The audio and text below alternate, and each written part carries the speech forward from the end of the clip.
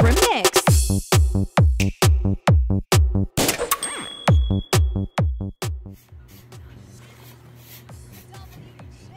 Uy mga ka-sounds, andyan pala kayo. Magandang araw sa inyo, no.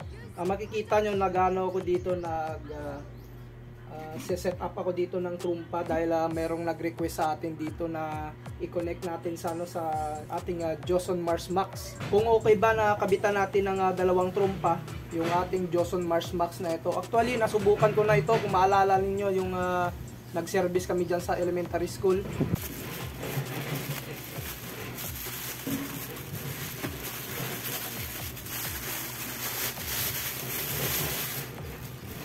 Ito yung isang trumpa natin, bali crown nito na DU 300 watts, 16 ohms. Kung makikita ninyo yung mga trumpa talaga, mga 16 ohms, designed in Japan. Ito naman yung isa na fade na yung kanyang tatak dito. Pero crown din ito, makikita pa dito 150 watts naman, 16 ohms din. So yung isang trumpa natin 300, yung isa naman 150 watts. Ito yung likod ng ating Joson Mars Max. Kung makikita ninyo sa ating impedance dito, makikita ninyo, no? A or B minimum 4 to 16 ohms, tapos A and B minimum 8 to 16 ohms. Kaya sa nagtatanong sa ating Joson Mars Max na ito kung pwede siyang kabitan ng 16 ohms na trumpa, dalawa, pwede siyang kabitan dahil dito tayo babase dito sa kanyang kapasidad ng kanyang impedance, 4 to 16 ohms. Tapos ito naman yung harapan ng ating Joson Mars Max. Yung kagandahan dito, pwede tayo magtimpla dito dahil may built-in equalizer siya. Lalong-lalo na yung ating dalawang trumpa na ito, magkaiba yung wattage, isang 150 at saka isang 300. So okay na okay pag merong built-in na equalizer yung ating Joson Mars Max na ito. Okay to gamitin sa mga public address, lalong-lalo na pag ito lamang yung inyong amplifier na gagamitin. Ito nga mga ka-sounds yung ating left channel ng Joson Mars Max natin, yung ating 150 watts na trumpa. Tapos yung 300 watts naman yung right channel natin. So mag sound check tayo dito sa ating Joson Mars Max na loaded ng dalawang trumpa natin.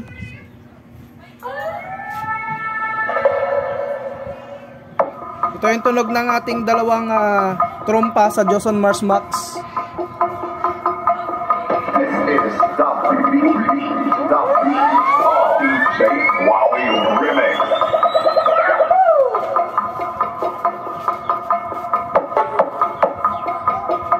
Naka-adjust tayo dito sa kanyang built-in equalizer. Ngayon pakinggan ninyo yung ating 150 watts. Ito yung tunog ng ating 150 watts.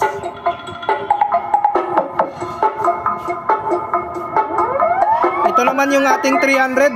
Mas malaki talaga yung tunog ng ating 300 watts na trumpa dito.